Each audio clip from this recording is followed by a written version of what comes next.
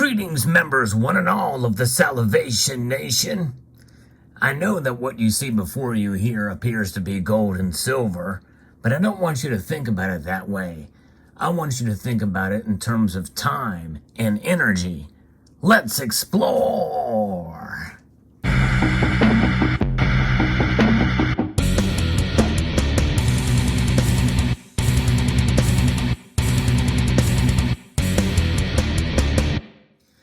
That is really all that labor is. It's time and energy. It takes a certain amount of energy and a certain amount of time in order to produce results that you think are worth that time and energy. And on this very day, we celebrate Labor Day. Really all Labor Day is sort of a tribute, a celebration of workers and their achievements.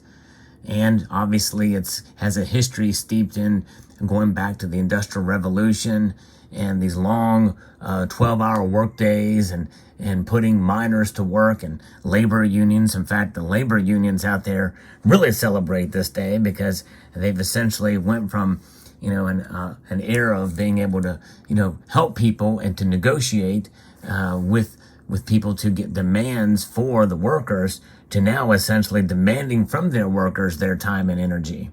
It's really pretty much become a racket these days that whole labor unions have, and they've pretty much have fallen off the radar until recently. They're starting to make a revival again. But nonetheless, I think it's fascinating to see the things that we have purchased throughout our lives and what we do with our leisure time as a measure of the time and energy that we put into work in order to get them. And what you're looking at in front of you is an example of hard work on two different fronts, because we can look at gold and silver as a measure of labor, and that labor does have a two-pronged approach. First, in the manufacturing of these items, it goes through a very long process, and it's really difficult to get accurate measurements exactly how much time and energy it takes to produce these things. Down to the doré bars, which are a mixture of gold and silver that the mining companies produce, and then they take to get refined. Those metals are separated out, which essentially, I guess to a point, electrum for the primary silver mines that are out there. We separate gold from silver, but most of the silver is separated from other metals like copper, lead, and zinc these days. So it's very difficult to get an idea as to how much rock and dirt is needed to produce 1 ounce of silver, because it's mostly a byproduct of these other elements. And these other metals, by the way, are produced in different types of mines around the world. In fact, even gold, the range of how much 1 ounce of gold is inside the rock and ore that's out there is anywhere between 2 to 91 tons. That's a huge range. But even if it's 2 tons, even if it was just 1 ton, that's a lot of dirt. That's a lot of rock in order to get 1 ounce of pure gold. And likely you can do the math if it's at a range between 8 and 9 to 1. In fact, I just saw a statistic recently that said it was about 8.8 ounces of silver for every 1 ounce of gold. Well, you can do the math to that to see how much tons of rock would be needed to do that. But even as such, it's tough to make that comparison because, again, the vast majority of silver is mined as a byproduct of other metals. But silver, certainly a metal that is needed in industry. This metal, in most of the forms that are out there, is used to work for us. And so that's another aspect. In fact, most of us have jobs where we need this metal in order to be able to do our jobs in the area of technology. Even if you work as a fry cook or at a fast food joint or at a grocery store, most of the electronics devices that you use, and you do use them, there's no way to escape technology these days, has silver in it. So they are helping to do your job. So the work produced in order to create those machines that help you do your job so that you can accumulate money, so that you can buy these things, gold and silver. How ironic is that? That's a measure of labor. And a sort of a quantum effect, I guess you would say, with how it is kind of infused in our everyday lives. whether or not you're a stacker or not. But what do we consider gold and silver mostly in this community? There are good folks who disagree with this assumption, but most of us feel that gold and silver are indeed money in and of themselves. And so what do we do with it? Well, we stack it. And for those who are critics of what we do, you might call it hoarding gold and silver. But nonetheless, we see it as a measure of labor, and it is a way to be able to measure it with how many ounces we have. Those ounces that we stack, by the way, we do measure in as such as ounces. Now, we do pay attention to price. Price is important, but in the end, throughout the human history, in fact, for thousands of years, it has been more about weight than the price according to any given currency at any given time. For instance, 20 bolivares in 2013 is worth a heck of a lot more than 20 bolivares today from Venezuela.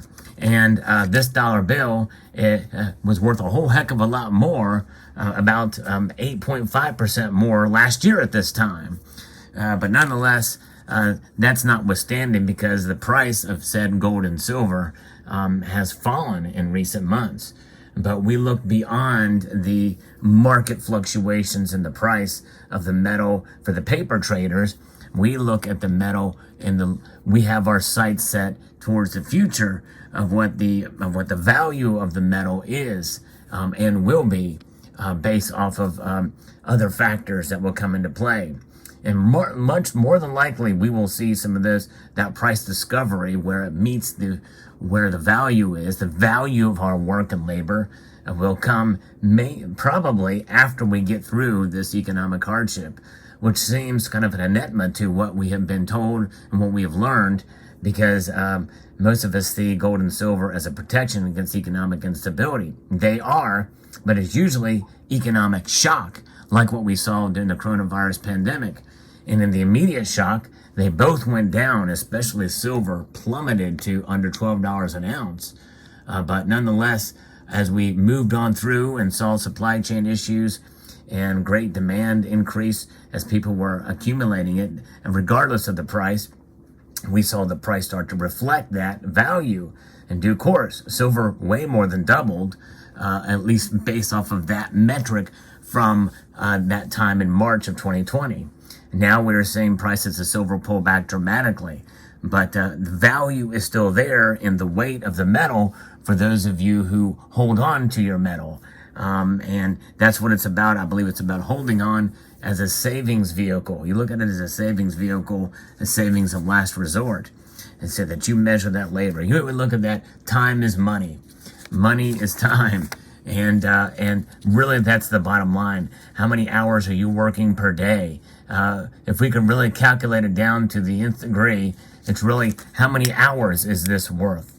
To get one of these, how many hours does it take in order for you to procure a savings vehicle for yourself, for your future, and for your family? That's the bottom line. It's a measure of work. It's a measure of labor. And we all work here in this community to some degree or another, or have worked in the past. Some may be retired. Some may be on disability.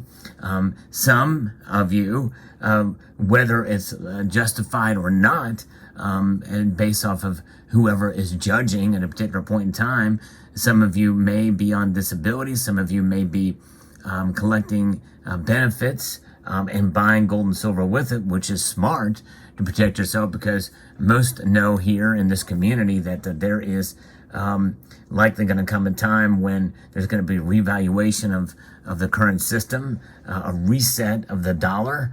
I believe that's coming. I believe it's going to come in the form of a central bank digital currency or any derivatives thereof.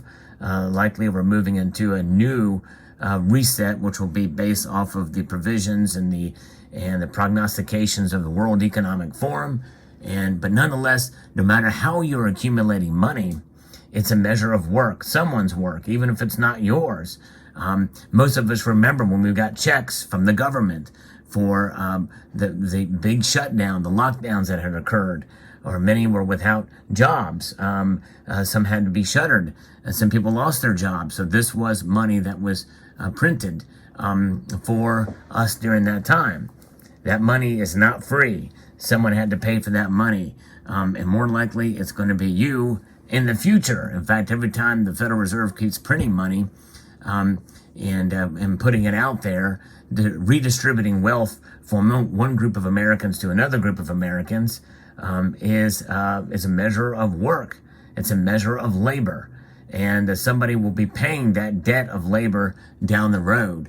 And that's kind of the sad state of affairs where we are today, because we're moving further and further away from individual responsibility and liberty, and we're moving further closer and closer to the collective in order for the greater good of all, or the greater sorrow of all, really. Because what is it about whenever you redistribute income from a group of Americans who produce to those who do not, or at least as much? And sometimes, in some cases, some of it may be warranted. If somebody's on disability, I could certainly very much understand that and sympathize with that.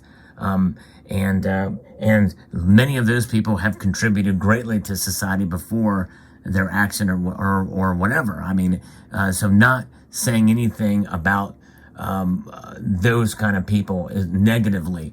It's just an example of how the financial system works, and how money is distributed and how it is made or earned. There is the law of economics, and is as such that no matter how money is distributed, somebody's got to pay for it, one way or the other. There is no such thing as a free lunch. There is no such thing as free healthcare. In fact, it was once said, when they talk about, healthcare being a right, well, you think healthcare is expensive now, just wait until it's free. And why is that? Because somebody has to work to produce in order to levy those taxes, and which is money that will be redistributed. So therefore, this is something that when you earn your money and you take a portion of that money and put it towards gold and silver, it's a way to preserve. It's really what it's about. It's a wealth preservation tool. That preservation is of time and energy and time. And if you look at silver and gold in that regard, in fact, some may be able to look at these things and remember how hard they worked in order to get that ounce of gold, how much they saved. Maybe they worked overtime at a job in order to do that. And I'm going to give you an example of this, which really hits home for me. I remember back in high school, I worked 65 hours over the course of a week, and 50 hours over the course of the next week, and earned a paycheck. And that entire paycheck I gave over to my mother to buy her car. Yes, indeed, the whole paycheck went to it. That car was a measure of my hard work during that pay period. Just handed that check right over, and I got myself a car for it, debt-free, free and clear. And that was a measure of my work. And that's how I look at the gold and silver I've accumulated well too. And the thing is that you should be proud of your gold and silver holdings. Never feel guilty for your hard work that you do. No matter how you work, you do it honestly and you do it rightfully. This is something to be proud of. Now, not boastful about. Use it as a way to encourage yourself and others that they can do it too.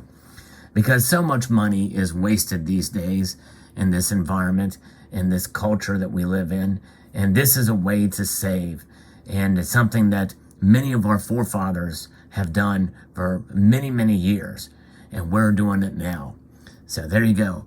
Let me know what your thoughts are in the comment section below. I'd like to extend a multitude of gratitude to you all for taking the time to watch, and to encourage you to please rate, share, comment, and subscribe.